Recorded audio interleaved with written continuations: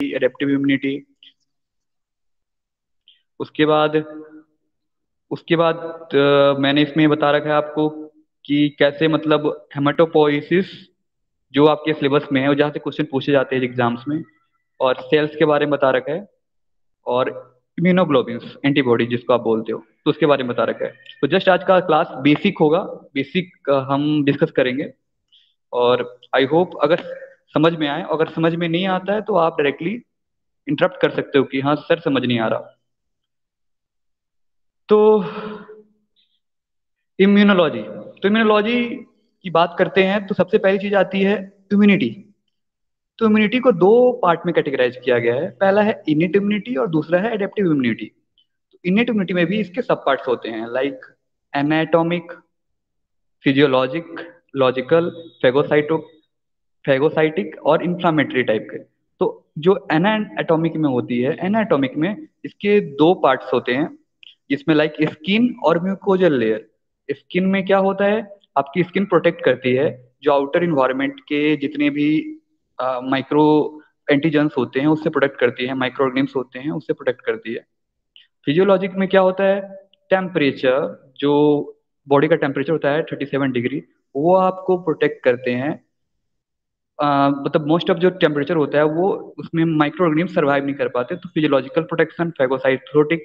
और इन्फ्लामेटरी में क्या होती है कि उसमें जब भी आपको कोई कट होता है, लाइक ये वाली जो डायग्राम आप देख रहे हो, यहाँ पे देखो डायग्राम देख रहे हो, तो इन्फ्लामेटरी में क्या होते हैं कि जैसे ही टिश्यू डैमेज होता है तो उसमें क्या होते हैं, टिश्यू डैमेज हुआ, उससे क्या हुआ, उसमें उसने साइटोकाइन वहां से वेस्टेक्टिव या क्या सिग्नल ट्रांसडक्शन होता है, वो जाता है, वो इंफॉर्मेशन देता है न्यूट्रोफिल्स को, और न्यूट्रोफिल्स फिर पहुंचता है वो साइट पे तो क्लियर करती है।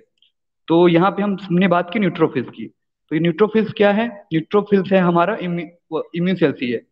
तो जो न्यूट्रोफिल्स है वो इनिट इम्यूनिटी में आएंगे, और बेसोफिल्स हो गए, आपके इसिनोफिल्स हो गए, और आपने पढ़ा होगा, तो ये सारे सेल्स किस में आ गई, इनिट इम्यूनिटी में आ गई।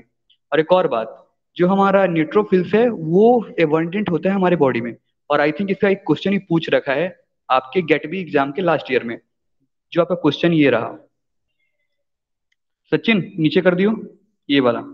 हाँ, कि which of the following most abundant leucocytes, like ये आप देख सकते हो इस क्वेश्चन में, तो इसमें डायरेक्टली इसने उन्हें पूछ रखा है कि कौन सा एबंडेंट ल्यूकोसाइट्स होता है, तो इसका क्लियरली आंसर होगा न्यूट्रोफिल। तो ये सारी चीजें आपको पता होनी चाहिए। तो ये किस में आता है, इनिट इम्यूनिटी में आती है। ठीक है, हेलो, मैं ऑडिएबल हूं ना अभी, सचिन? यस। हम्म। तो आते हैं हम दूसरे पार्ट एडेप्टिव इम्यूनिटी में। तो adaptive immunity, Sachin adaptive immunity, adaptive immunity में होता है, चार पार्ट्स होते हैं। एंटीजेनिक स्पेसिफिसिटी होती है, जो डिफरेंट टाइप ऑफ एंटीजेंस हो गए, मतलब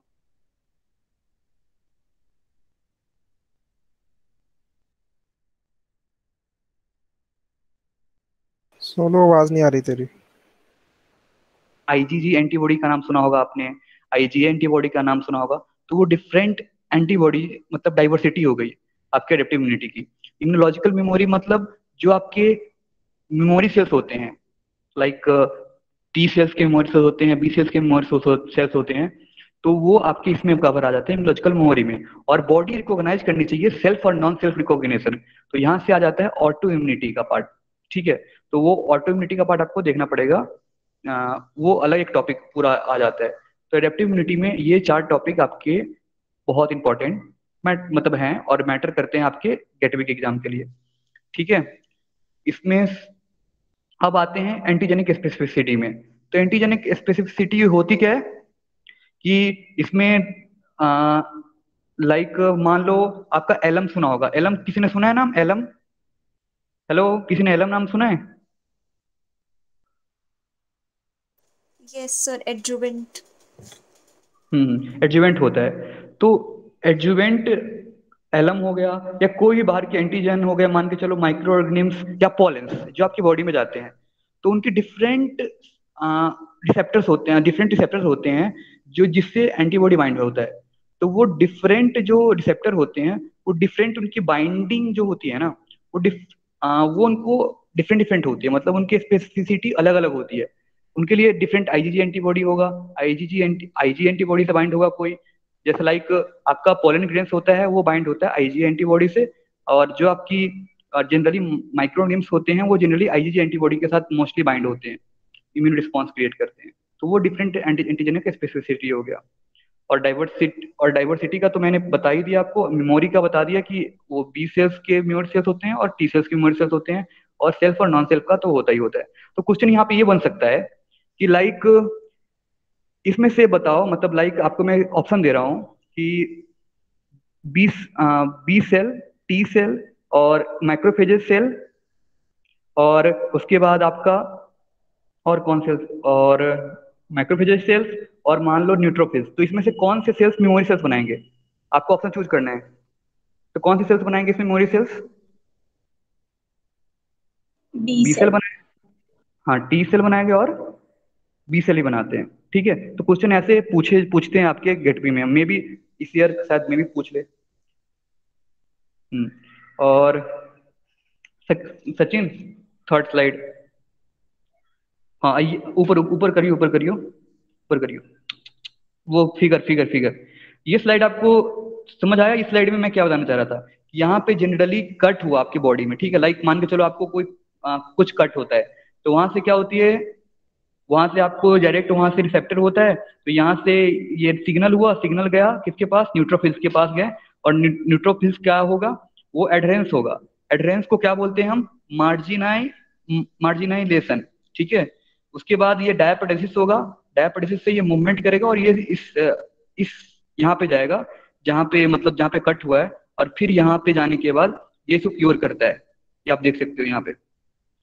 तो आपका क्वेश्चन ये बनेगा कि जस्ट आप, मतलब क्वेश्चन ये बनेगा कि if a cell is adhering to the blood vessel, then what is called? It is called a marginalization, it is called a extravasation, और it is called a chemiotaxis। तो क्या होगा इसमें से? मार्जिनाइजेशन होगा, एक्स्ट्रा वेजिटेशन होगा, या diapedesis होगा? क्या होगा इसमें से ऑप्शन? कोई भी, अब मैंने पूछा कि एड्रेंस जब सेल करती है ब्लड वेसल से तो क्या होगा, उसको क्या बोलते हैं? मैंने आपको बताया मार्जिनाइजेशन, तो उसका आंसर होगा मार्जिनाइजेशन। यार समझ में आ रहा है ये पार्ट? क्योंकि ये यहाँ पे तीन टर्म्स हैं, तीन टर्म्स में आपको ये पता होना चाहिए कि तीन टर्म्स के क्वेश्चन बहुत बार सी में पूछे गए हैं ये। मार्जिनाइज, हेलो, बोलो यार। हाँ कोई जवाब दो अगर कुछ समझ में नहीं आया तो। यार हाँ तो भैया सबसे समझ पहली में बात, आ रहा है। क्योंकि इंटरेक्टिव सेशन होना चाहिए, क्योंकि ऐसे मेरे को ये है कि कोई अगर बोलेगा नहीं तो फिर मैं पढ़ा नहीं पाऊंगा, फिर मैं स्टॉप कर दूंगा यहीं पे। ठीक है कि मेरे को ज्यादा इंटरेक्टिव रहता है तो अच्छा लगता है। मार्जिनाइजेशन क्या होता है? एडरेंस होती है आपको, ठीक है। एक्स्ट्रावेशन और डायपेटिस क्या होता है? सेल का मूवमेंट होता है, ओके। और केमियोटैक्सिस होती है जहाँ पे वो जाके बाइंड करता है और उसके बाद वहां पे वो एक्शन लेता है। तो अगर आपसे क्वेश्चन पूछता है कि एडरेंस, आप बताओ कि if a neutrophil is adhering to the blood vessel, then what is called? It is called a marginalization, it is called extravasation, it is called diapedesis, or it is called chemotaxis. So what will you say? Marginalisation. Marginalisation. या तो ये सब, ये तीनों चीज terms ये देख लेना, क्योंकि ये बहुत ज्यादा ये मतलब इंपॉर्टेंट है। ठीक है, उसके बाद आते हैं हम कि हेमियो, इसके बाद आपका आता है हेमेटोपोइसिस। ठीक है, हेमेटोपोइसिस होता क्या है? तो हेमेटोपोइसिस में होती है आपके, ये पूरा सेल्स का है, मतलब जितने भी इम्यून सेल्स बनते हैं ना, और जितने भी वो सारा कुछ हेमेटोपोइसिस से ही बनता है। और सबसे पहले बता दूं, हेमेटोपोइसिस है आपका प्लूरिपोटेंसी। अब आते हैं यहाँ पे चार टाइप की पोटेंसी होती है हर सेल की। टोटिपोटेंसी होती है, प्लूरिपोटेंसी होती है, और यूनिपोटेंसी होती है। ठीक है, तो हेमेटोपोइसिस प्लूरिपोटेंसी होती है। प्लूरिपोटेंसी का मतलब क्या होता है कि जो सेल वन और मतलब, चलो हाँ, जो सेल मतलब एक सेल से डिफरेंट टाइप्स ऑफ सेल्स बना सके, लाइक यहाँ पे आप देख सकते हो इस डायग्राम में कि ये एरिथ्रोसाइट से बनाता है, ये प्लेटलेट से बनाता है, ये बेसोफिल से बनाता है, ये इओसिनोफिल से बनाता है। ठीक है, बट बट ये लाइक ये किसी लीवर की सेल से नहीं बना सकता। ये जितने बनाएगा ये या तो लिम्फोसाइट्स बनाएगा या तो एरिथ्रोसाइट्स बनाएगा, ठीक है। उसके अलावा ये कोई लीवर का सेल्स नहीं बनाएगा, मतलब लीवर्स का सेल्स नहीं बनाएगा, पेनक्रियाज का सेल्स नहीं बनाएगा, कोई ऑर्गन का सेल्स नहीं बना सकता। तो ये स्टीम सेल्स है, बट इसकी जो पोटेंसी है ओनली लिम्फोसाइट्स तक ही है, और या तो मतलब लिम्फोसाइट्स या तो जो आपके एरिथ्रोसाइट होते हैं वो बनाते हैं।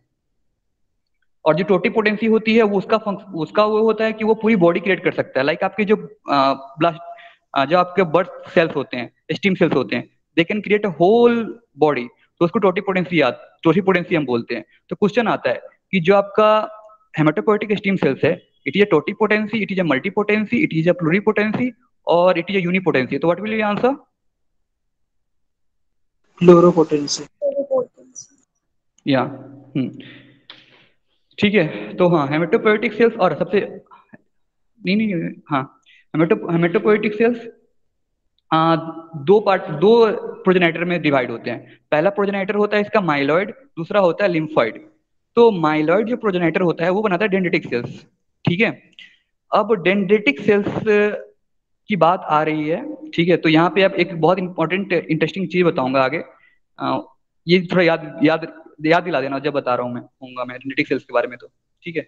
तो माइलॉइड प्रोजेनाइटर बनाता है डेंड्रिटिक सेल्स, और ये बनाता है आपका इवन ग्रैनुलोसाइट्स बनाता है, ये आपका इवन बनाता है मेगाकैरियोसाइट्स बनाता है, बेसोफिल्स बनाता है, इवन एरिथ्रोसाइट प्रोजेनाइटर बनाता है, ये सारा कुछ।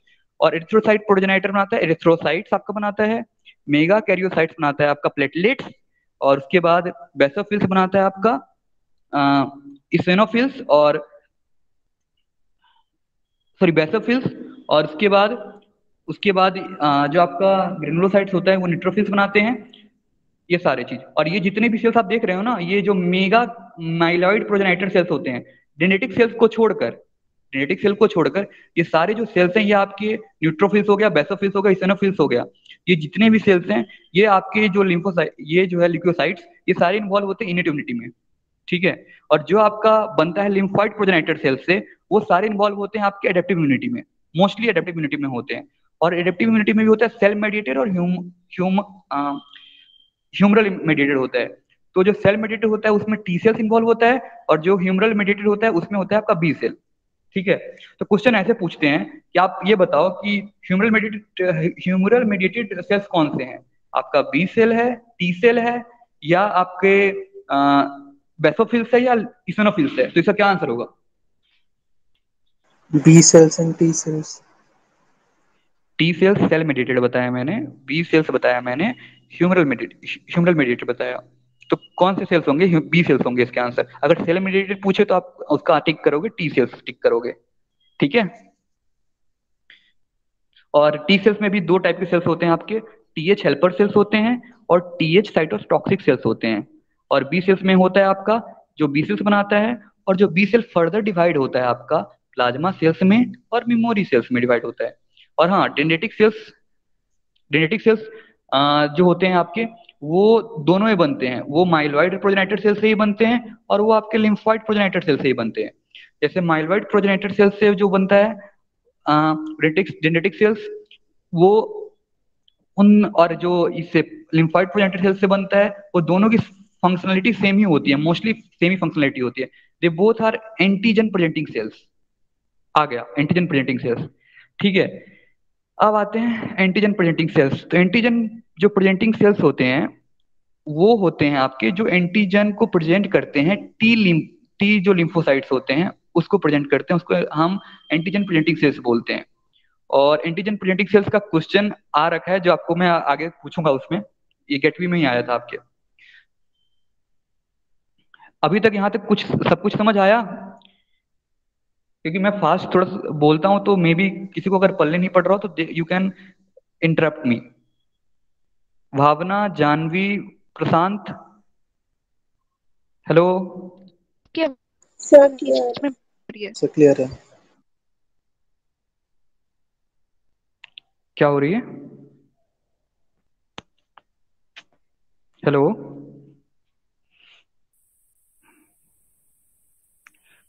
हेलो सचिन, आवाज आ रही है मेरी? हाँ भैया, इट्स क्लियर। हाँ हाँ, ठीक है। आ रहा। तो तो ये सारे हम आपको ये सेल्स है। और प्लीज हेमेटोपोइसिस की जो पूरी सेल्स के बारे में ना अच्छे से पढ़ लेना, क्योंकि क्वेश्चन आएगा ही आएगा। लाइक आपको दे देंगे कि बताओ इसका जो न्यूट्रोफिल्स है उसका ओरिजिन कौन कहाँ से होता है, माइलॉइड प्रोजेनेटर से होता है या लिम्फाइड प्रोजेनेटर से होता है। और उसमें बहुत बच्चे क्या करते हैं, लिम्फाइड को टिक करके आ जाते हैं, समझ रहे हो। तो ये सारा देख लेना।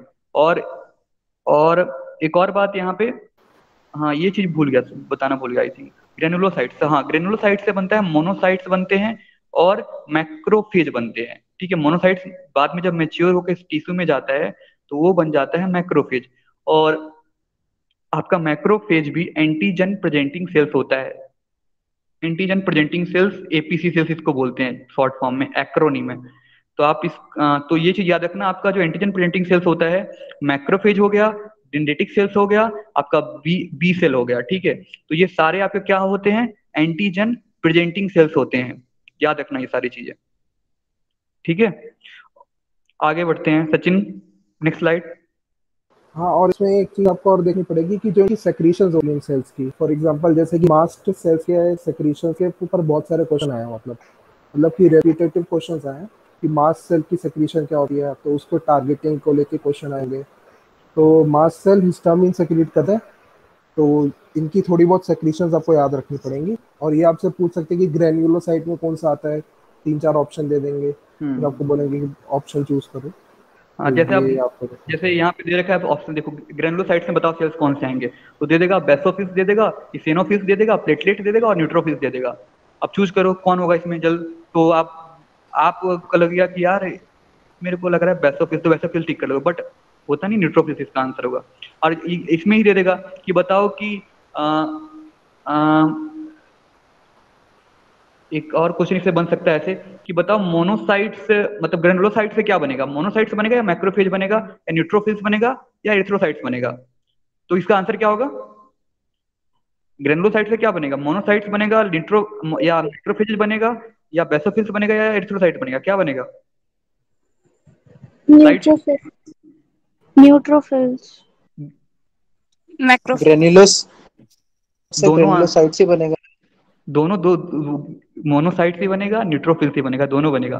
कभी कभी दो आंसर भी होते हैं, उसमें टिक करने का आता है, देख लेना। तो मोनोसाइट्स हो सकते हैं, इसके न्यूट्रोफिल्स भी आंसर हो सकते हैं। तो प्लीज ये टॉपिक देख लेना अच्छे से। ठीक है, ये इसलिए डाला हूँ क्योंकि आई थिंक मेरे को लगा कि थोड़ा सा इंट्रोडक्शन देना चाहिए इस पे, ये पार्ट को, तो देख लेना थोड़ा सा ये हेमेटोपोइसिस का। हाँ, वो ठीक है, आपको तो ऑप्शंस में ऐसे कंफ्यूज कर सकते हैं कि आपको एक ऑप्शन देंगे, फिर दूसरा ऑप्शन देंगे, फिर आपको तीसरा ऑप्शन जो होगा वो बोलेंगे बोथ ए एंड बी, फिर सी ऑप्शन, आपका डी ऑप्शन होगा नन ऑफ द अबव। सो इस ऐसे टाइप से आपको ऑप्शंस देके वो लोग कंफ्यूज करेंगे, तो आपको क्लियर होना चाहिए, मतलब पूरा ये याद रहना चाहिए आपको कि कौन से सेल्स किस में आते हैं, फिर इनका साइज क्या होता है, कि जैसे कि कौन सा सेल का साइज सबसे बड़ा है, कौन सा सबसे ज्यादा परसेंटेज में प्रेजेंट होता है, तो ये सब आपको पता होना चाहिए। जैसे न्यूट्रोफिल्स का क्वेश्चन आया था ना कि कौन ल्यूकोसाइट से ज्यादा प्रेजेंट होता है, तो उसका न्यूट्रोफिल्स आंसर था। तो वैसे थोड़ा सा देखना आपको पड़ेगा, तो प्लीज इसको देख लेना। नेक्स्ट स्लाइड बढ़ते हैं सचिन। तो यहाँ पे मैंने स्पेसिफिक 3 सेल्स को ही मतलब मैंने बताया है, क्योंकि मोस्टली जो क्वेश्चन पूछे जाते हैं ना, मोस्टली इसी सेल्स के रिसेप्टर से होते हैं। लाइक एमएचसी किससे प्रेजेंट होता है, MHC1 किस पे होगा, MHC2 किस पे होगा, और CD4 किस पे होगा, CD8 किस पे होगा। ठीक है, तो सबसे पहली बात कि जो MHC है वो आपको होता है मेजर हिस्टो कॉम्पेटेबिलिटी कॉम्प्लेक्स होती है। ठीक है, तो आप मतलब मेजर हिस्टो कंपेटेबिलिटी कॉम्प्लेक्स, हाँ यही होता था आई थिंक। हाँ, तो MHC1, MHC2, तो MHC1 जो आपका होता है वो प्रेजेंट होता है आपका cyto T cells, TC cells होते हैं आपके, टी साइटोटॉक्सिक सेल्स। CD8 देखो, इसमें CD8 आपको दिख रहा होगा इस डायग्राम में CD8। तो इसमें जो होता है आपका MHC1 आपका होता है, और जो आपका TH सेल्स पे होता है वो उस पे होता है आपका MHC2 होता है। ठीक है, तो जो आपके जितने भी मतलब, hello, yes sir. Sorry sorry शायद मैं गलत बता गया, sorry sorry sorry sorry, I think गलत बता गया मैं। जो MHC2 सेल्स, MHC जो 2 होता है वो प्रेजेंट होता है एंटीजन प्रेजेंटिंग सेल्स के पास, और एंटीजन जो प्रेजेंटिंग सेल्स होते हैं वो डायरेक्टली कांटेक्ट करते हैं CD8 को एम TCR रिसेप्टर के थ्रू, ठीक है। और TCR रिसेप्टर के थ्रू जो MHC2 है डायरेक्टली कांटेक्ट में आता है, और कांटेक्ट में आने के बाद इसको सिग्नल करता है TC सेल्स को कि आपको मतलब एक्ट करना है। तो TC सेल्स एक्ट करता है और डिस्ट्रॉय कर देता है एंटीजन्स को। और जो TC आपका TH सेल्स है, TH सेल क्या करता है, TH सेल आपका पहली बात तो TH सेल का हेल्पर सेल्स होते हैं। ये क्या करते हैं, MHC से ये डायरेक्टली वो बाइंड करते हैं और फिर इनको मैसेज मिलता है, और फिर मैसेज मिलने के बाद ये डायरेक्टली साइटोकाइंस रिलीज करते हैं। और जो सिग्नल एम्पलीफिकेशन होता है ना, सिग्नल एम्पलीफिकेशन वो आपका TH सेल्स करता है। तो जनरली क्वेश्चन पूछते हैं कि जो साइटोकाइन का जो मतलब आपने सुना होगा साइटोकाइन स्टॉर्म्स, सुना होगा बहुत बार, आई थिंक सुना होगा आपने, मतलब ये जनरल टॉपिक है, साइटोकाइन स्टॉर्म हो गया। तो स्टॉर्म कैसे हुआ, तो वो जो करने वाला होता है ना वो आपका TH सेल्स होता है, ठीक है। तो ये क्वेश्चन पूछ सकते हैं आपसे, मोस्टली TH सेल का ही वो रोल होता है। तो TH सेल क्या करता है, डायरेक्टली जो MHC मॉलिक्यूल्स होते हैं उसके साथ बाइंड किया with the help of TCR, ठीक है। TCR रिसेप्टर है, इसका नाम, रिसेप्टर का नाम है TCR, ठीक है। इस रिसेप्टर से बाइंड किया, और बाइंड करने के बाद वो क्या करेगा, वो एम्पलीफाई करेगा, सेकेंडरी सिग्नल ट्रांसक्शन करेगा। और सेकेंडरी सिग्नल ट्रांसक्शन में क्या होगा, बहुत सारे साइटोकाइंस रिलीज होंगे। साइटोकाइन सिग्नल मॉलिक्यूल हो गया, और उसके बाद वो हर सेल्स को एक्टिवेट कर देता है। और उसके बाद फिर साइटोकाइन स्ट्रॉम से उसके बाद आपको सर्दी खांसी जुकाम बहुत ज्यादा होने लगता है आपके सारे बॉडी के। फिर वो साइटोकाइंस जाता है, साइटोकाइंस फिर आपके मास्ट सेल से एक्ट करता है, और मास्ट सेल से रिलीज होती है आपकी हिस्टामिन, सेरोटोनिन, जो आपके एलर्जिक रिएक्शंस होते हैं। फिर उसके बाद खांसी होती है, आपको फीवर होने लगता है बहुत सारी। तो वो सारा जो कहानी शुरुआत होता है ना TH सेल से होता है, ठीक है। और हाँ, मास्ट सेल क्या रिलीज करता है ये भी मैंने बता दिया, हिस्टामिन रिलीज करता है, सेरोटोनिन रिलीज करता है। और बेसोफिल्स, दो सेल्स होते हैं, बेसोफिल्स भी हिस्टामिन रिलीज करता है। और आपका बी सेल्स हो गया, ये एंटीजन बाइंड करते हैं with the help of B cell. से क्या होता है, बी सेल के रिसेप्टर पे भी एंटीबॉडी होता है, और बी सेल डिवाइड होकर दो सेल्स बनाता है, प्लाज्मा सेल्स बनाता है और मेमोरी सेल्स बनाता है। तो प्लाज्मा सेल्स का क्या काम है, प्लाज्मा सेल्स का काम है कि continuously antibody banana with in second, about 10⁴ and मतलब नंबर ऑफ एंटीबॉडी बनाता है। मतलब प्लाज्मा सेल्स की लाइफ होती है दो दिन की, बट ये नंबर ऑफ एंटीबॉडी बहुत सारा बनाता है जब ये बी सेल्स डिवाइड होता है।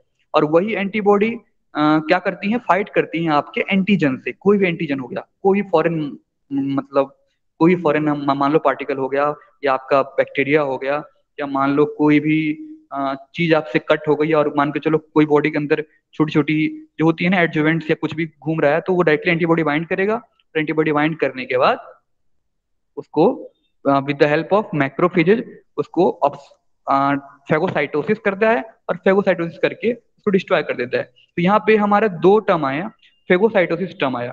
फेगोसाइटोसिस होता क्या है, फेगोसाइटोसिस होता है जब एंटीबॉडी पहले बाइंड करे किसी एंटीजन से, और with the help of other cell like macrophages उसके थ्रू वो इनको इनगल्फ करे, और उसके बाद इनगल्फ करने के बाद उसको डिस्ट्रॉय कर दे।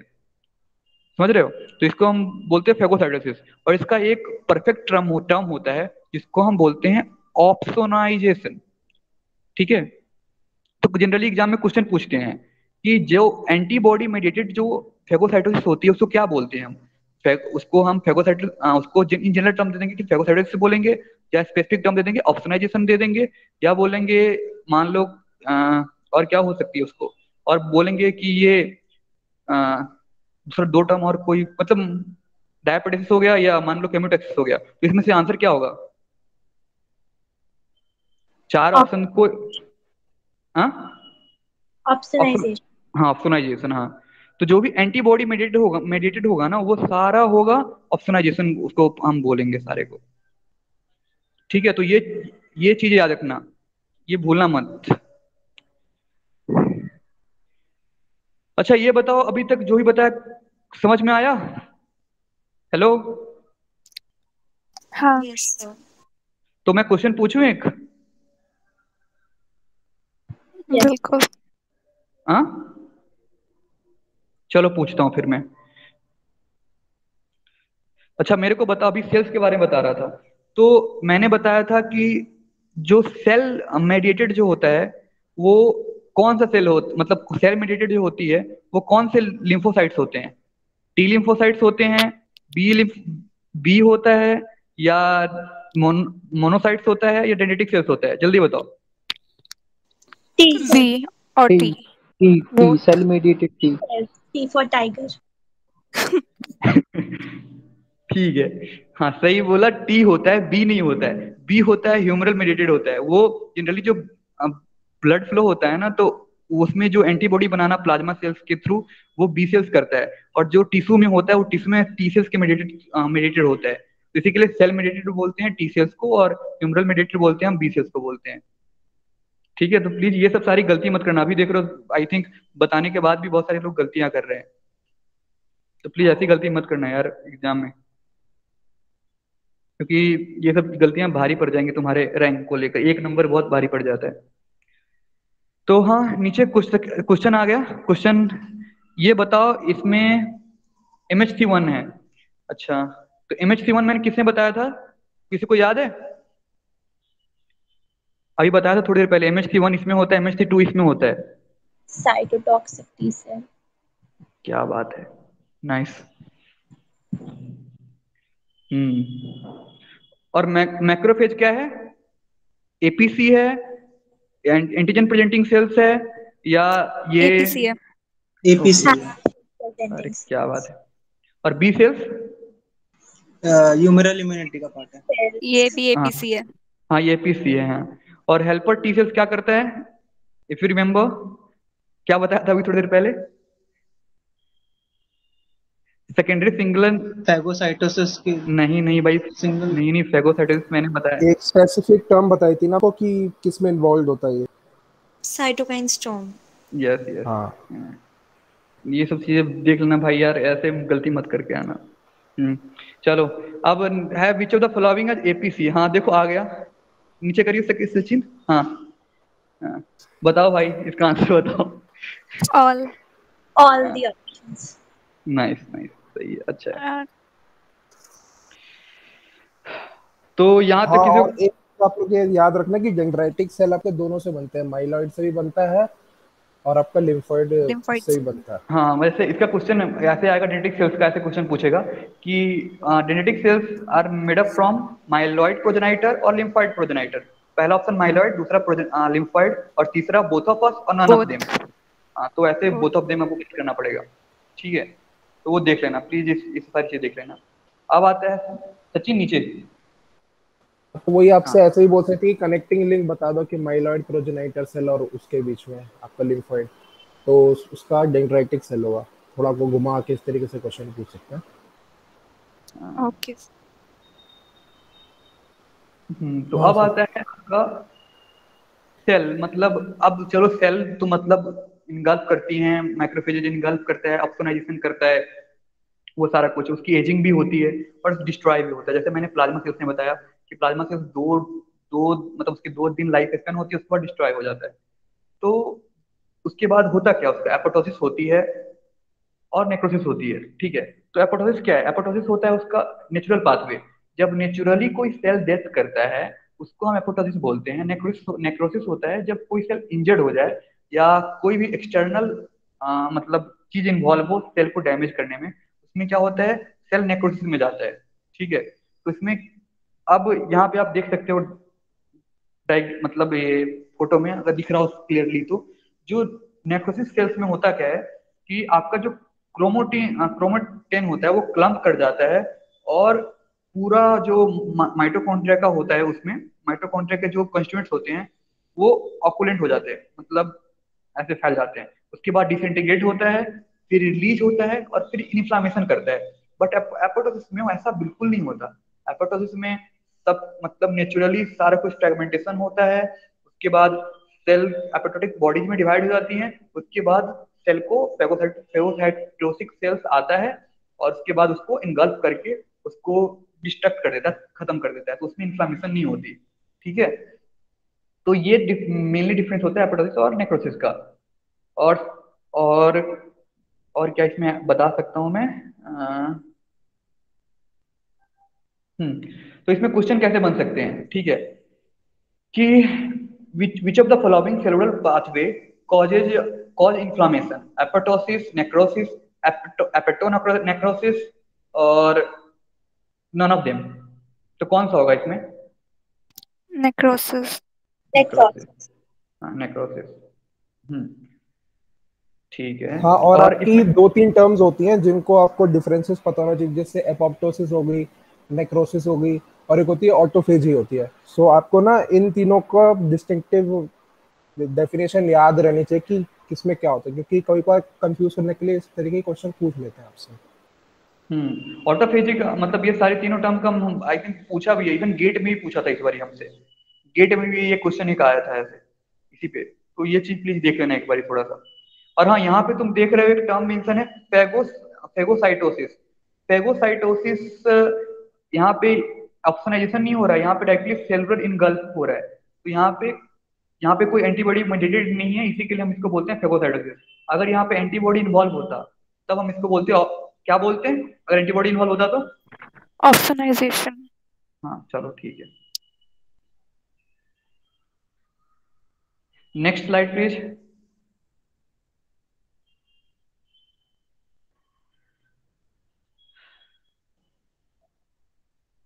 ठीक है। एक्टिवेटेड क्या? Activated B cells. हाँ, तो जो आपका बी सेल्स होता है वो आपके टीएच सेल से कांटेक्ट किया, मान लो एंटीजन आया, बाइंड किया बी सेल के रिसेप्टर पे, और बी सेल के रिसेप्टर के बाद बी सेल ने इन्फॉर्म किया टीएच सेल को कि भैया हमारा मतलब कोई एंटीजन बाहर से आ रखा है, अब एक्ट करना पड़ेगा। तो उसमें फिर टीएच सेल क्या किया, साइटोकाइंस रिलीज किया, जो मैंने पहले बताया था, साइटोकाइंस रिलीज किया, और वो जाके साइटोकाइंस क्या करेगा, वो अदर सेल्स को बताएगा कि मतलब वी नीड अ आर्मी, और आर्मी किस चीज की? प्लाज्मा सेल्स की, जो एंटीबॉडी बना सके। तो वो एक्टिवेट करेंगे मतलब बहुत सारे बी सेल्स को, और बी सेल्स क्या करेगा, जो होगा या तो मतलब एंटीबॉडी मतलब या तो डिवाइड होगा प्लाज्मा सेल्स में, या तो बी मेमोरी सेल्स में, ठीक है, और या तो एपेटोइड, या तो एपेटो जो मतलब जो सेल्स होते हैं, मतलब जो एजिंग हो जाती है जिनकी, वो उनको हेल्प करेगा with the help of antibody ऑप्शनाइजेशन करने में। मतलब जो मतलब सिग्नल देगा कि हाँ भैया तुम्हारा टाइम हो चुका है, खत्म हो जाओ तुम, ऐसे मतलब लाइक ऐसे ही होता है, ठीक है। तो ये सारी चीजें हैं। तो ये बी सेल्स का जनरली एक क्या बोलते हैं उसको, रफ वर्क मैंने बताया इसमें, मतलब ये बहुत ऐसे वास्ट है, तो बट ये इसका रफ ऐसे वर्क होता है। मैंने पहले बताया था कि कैसे बी सेल्स डिवाइड होते हैं आपके प्लाज्मा सेल्स और मेमोरी सेल्स में। तो प्लाज्मा सेल्स का क्या एक्शन होता है, क्या मतलब वर्किंग होती है, कोई बताएगा प्लाज्मा सेल्स क्या करता है? एंटीबॉडी बनाते हैं। और बी मेमोरी सेल्स क्या करेगा? Memory cells. मेमोरी क्या होता है ये बताओ? याद ना, याद रखना यार कि हाँ। कोई एंटीजन आया था मेरे यहाँ पे, ठीक है, तो अगली बार वो एंटीजन आता है तो क्या होता है, उसका सेकेंडरी रिस्पॉन्स बहुत फास्ट होता है। सुना है ना ये नाम, सेकेंडरी रिस्पॉन्स बहुत जल्दी फास्ट हाँ। होता है। हाँ, तो वो यही बी मेमोरी सेल्स ही होते हैं, बी मेमोरी सेल्स होते हैं, तो इसी कारण आपका बॉडी सेकेंडरी रिस्पॉन्स बहुत फास्ट दे पाता है। अगर बी मेमोरी सेल्स किसी में नहीं बनते हैं तो वो बंदा बहुत ज्यादा मतलब ससेप्टेबल होता है किसी डिजीज को लेकर, ठीक है। अब आते हैं इसमें माइलॉइड और लिम्फॉइड लीनिएज का, हम इसमें ओके, ये तो आई थिंक बता दिया, ऊपर ही एक्सप्लेन सारा कुछ कर दिया था, बट हाँ मेरे को लगा कि इसको मतलब वो एक बार थोड़ा सा बता दूं। देखो, माइलॉइड प्रोजेनाइटेड सेल्स बनाएंगे मोनोसाइट्स, जिससे माइलॉइड डेंड्रिटिक सेल्स बनेंगे, ठीक है। उसके बाद ये मतलब कितने टाइप के मतलब आपके डेंड्रिटिक सेल्स होते हैं, ठीक है, इसमें ये बता रखा है। तो जो मतलब आपके 3 टाइप के डेंड्रिटिक सेल्स होते हैं। पहला होता है उसका नाम लैंगवन सेल्स, उसके बाद तीसरा होता है लैंगवन सेल्स को भी डेंड्रिटिक सेल्स ही बोलते हैं। उसके बाद होता है इंटरस्टेटियल डेंड्रिटिक सेल्स होता है, तीसरा होता है माइलॉइड डेंड्रिटिक सेल्स होता है। तो ये 3 डेंड्रिटिक सेल्स जो बनते हैं ये सारे कहाँ से आते हैं, इनका माइलॉइड प्रोजेनाइटर से आते हैं ये। और जो आपका लिम्फॉइड प्रोजेनाइटर से होता है वो आपका लिम्फॉइड डेंड्रिटिक सेल्स बनाता है। टोटल 4 टाइप के आपका डेंड्रिटिक सेल्स होते हैं, उसमें से 3 जो आता है आपका माइलॉइड प्रोजेनाइटर से आता है, और जो आपका लिम्फॉइड वाला होता है वो एक ही डेंड्रिटिक सेल्स बनाता है, एक ही टाइप का डेंड्रिटिक सेल्स बनाता है। ये जस्ट कॉमन मतलब फैक्ट लगा मेरे को, तो जस्ट मैं सोचा कि बता दूं आपको। अब आता है लिम्फ नोड्स के बारे में।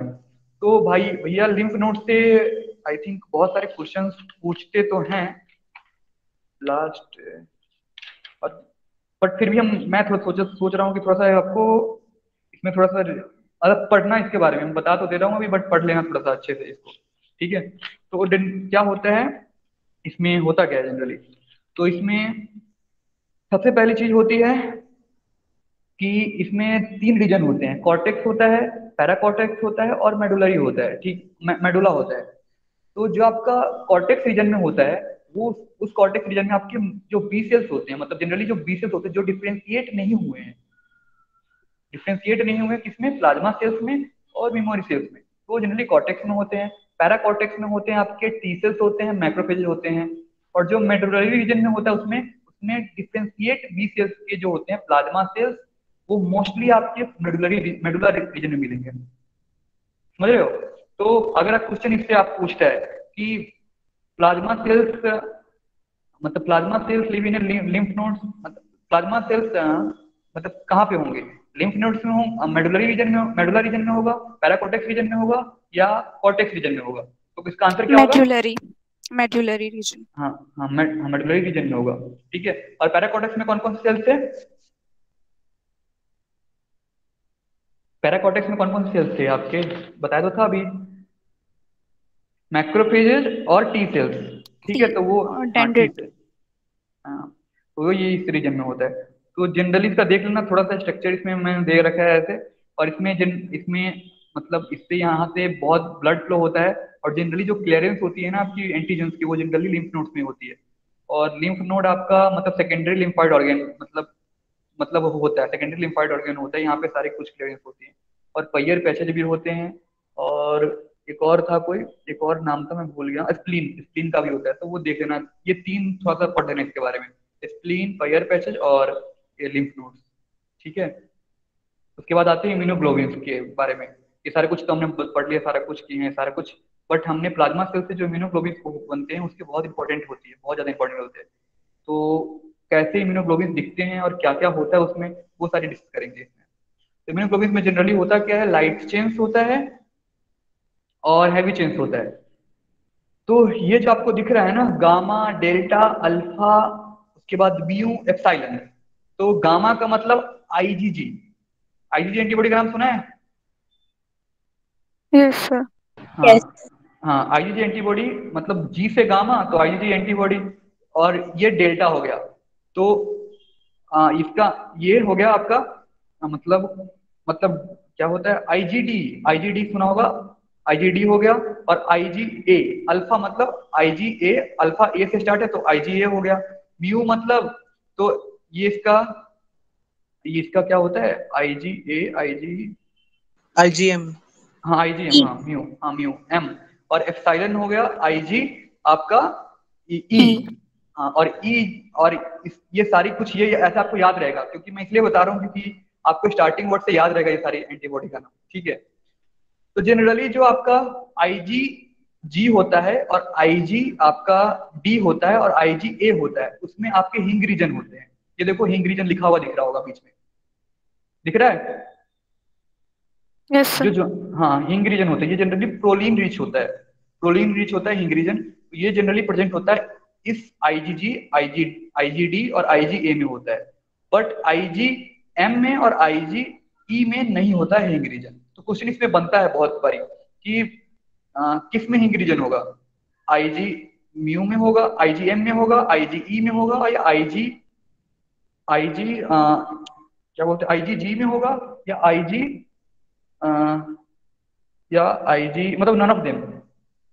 तो इसमें आंसर क्या होगा, म्यू मतलब आईजीएम, उसके बाद ई और जी, या नन ऑफ देम, जी जी हाँ।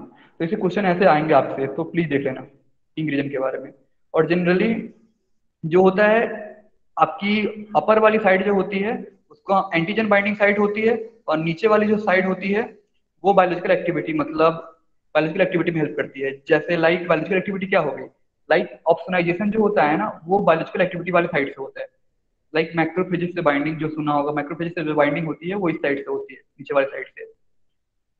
और जो आपका एमिनो एमिनो ग्रुप होता है वो एमिनो ऊपर वाले एंटीजन बाइंडिंग साइड में होता है, एमिनो ग्रुप होता है इसका। और जो आपका कार्बोक्सिलिक ग्रुप होता है लास्ट का, जो ये होता है आपका बायोलॉजिकल एक्टिविटी के यहाँ पे नीचे होता है, वो 446 अमीनो एसिड के पास होती है। और लाइट चेन्स जो होते हैं वो ऊपर होते हैं, और हैवी चेन्स जो है सारे हैवी चेन्स आप दिख रहे होंगे, ये हैवी चेन्स है। लाइट चेन आपको जो ये कलर दिख रहा है ना एंटीजन बाइंडिंग के पास में, ये जो चेन है ये दिख रहा होगा, ये कौन सी कलर है, और ऑरेंज है और रेड है, ये आपका लाइट चेन है, ठीक है। और जो ये आपका ग्रीन और ये पूरा ये है, तो ये आपका हैवी चेन है, ठीक है। ओके, मतलब कि आपके लाइट चेन सिर्फ हेड रीजन में होते हैं, लेकिन जो आपका जो हैवी चेन होता है वो आपका टेल रीजन और हेड रीजन बोथ में होता है। और इसमें आप वो याद कर लेना कि एफसी क्या होता है, एफसी फ्रेगमेंट क्या होगा और वेरिएबल फ्रेगमेंट कौन सा होगा। एफसी फ्रेगमेंट होता है एफसी फ्रेगमेंट होता है ऊपर वाला, और फैब होता है नीचे का। एफसी की फुल फॉर्म होती है, एफसी का मतलब FC कांस्टेंट नहीं होता, सी की फुल फॉर्म एफसी होता है फ्रेगमेंट क्रिस्टलाइजेशन। crystallizable। हाँ हाँ, तो कई बार गलती कर देते कि एफसी को कांस्टेंट मान लेते, वी वेरिएबल है, वो क्रिस्टलाइजेबल होता है। नीचे करना। तो एंटीबॉडी का फंक्शन क्या होता है जनरली, ऑप्सनाइजेशन जो पहले बता दिया मैंने। उसके बाद कॉम्प्लीमेंट एक्टिवेशन, कॉम्प्लीमेंट एक्टिवेशन में 3 पाथवे आती है, लैक्टिन पाथवे आता है, अल्टरनेटिव पाथवे आता है, और एक और पाथवे था मैनोज बाइंडिंग, 3 पाथवे होती है, तीनों पाथवे का देख लेना। मतलब आप जैसे सर्च मारोगे लैक्टिन, उसके बाद लैक्टिन था, और उसके बाद अल्टरनेटिव पाथवे और एक और कोई पाथवे था, तो 3 पाथवे आप देख लेना जो एंटीबॉडी के थ्रू होती है, कॉम्प्लीमेंट एक्टिवेशन होता है, ठीक है। और उससे क्वेश्चन 1-2 बन सकते हैं, तो जस्ट गो थ्रू। उसके बाद यहाँ पे तीसरा है, इसमें इसका रोल होता है antibody dependent cell mediated cytotoxicity, ठीक है। तो मतलब कभी भी जो एंटीबॉडी के थ्रू होता है, टी सेल्स को एक्टिवेशन होती है, वो हम इसको एडीसीसी सेल्स बोलते हैं। और कुछ सेल्स जो होती हैं वो हमारे एपिथेलियल लेयर्स को क्रॉस कर जाती हैं, तो वो एंटीबॉडी होता है आपका आईजीए। और ये क्वेश्चन पूछा जाता है मोस्टली कि कौन सा सेल्स होता है जनरली म्यूकस में प्रेजेंट होता है, तो म्यूकस में जो प्रेजेंट होता है वो आईजीए एंटीबॉडी होता है, वही अल्फा वाला, ठीक है। तो आईजीए एंटीबॉडी, तो क्वेश्चन इसका बन सकते हैं कि हाँ बताओ भाई कौन कहाँ पे कौन से एंटीबॉडी होगा आपका म्यूकस में, तो आईजीजी, आईजीएम, आईजीए, आईजीई, जल्दी बताओ। IgA। आईजीए, ठीक है। और ये आपके नीचे कर दे सचिन। और ये एंटीबॉडी क्लासेस जो मैंने पहले बताए थे, तो इसके स्ट्रक्चर्स दे रखे हैं यहाँ पे सारा कुछ। तो जो इसमें जे जंक्शन फॉर्म करता है ना, जे जंक्शन वो जनरली 2 फॉर्म करते हैं आपके, आईजीए फॉर्म करते हैं और आईजीएम फॉर्म करते हैं। तो ये चीज जो आईजीए वाला है वो मतलब डाइमर तक बनाता है, बट आईजीएम जो होता है पेंटामर बनाता है, दिख रहा होगा ऐसे पेंटामर, जो ये पेंटामर बनाता है, ठीक है। तो आईजीएम क्या करता है, एक साथ बहुत सारे एंटीजन से बाइंड कर सकता है, और जो आपका और सारे हैं आईजीजी और आईजीडी और आईजीई, वो मतलब मोनोमर में ही रहते हैं, मोनोपेप्टाइड में रहते हैं, ठीक है। तो ये जनरली क्वेश्चन पूछा जाता है कि जे जंक्शन किस में होगा, आईजीई में होगा, आईजीडी में होगा, आईजीजी में होगा, या आईजीएम में होगा, तो इसका answer obviously IgM IgM। IgM होगा, हाँ। तो प्लीज ये सारे कुछ देख लेना, ये सारा कुछ। तो यही है। और जो भी मैंने टॉपिक अभी बताया उसको प्लीज एक बार ये जाओ, बुक खोलो क्यूबी का, या हाँ क्यूबी का, या जो भी तुम्हारे पास जो भी और अदर्स बुक है, उस टॉपिक एक बार पूरा रीड करो। अगली क्लास में मिलते हैं, कोई अगर टॉपिक में डाउट हो तो बात करेंगे, ठीक है। Thank you. वेलकम। और समझ में आया ना आप लोगों को? हेलो, समझ में आया यहाँ तक? कोई इशू तो नहीं हुआ ना?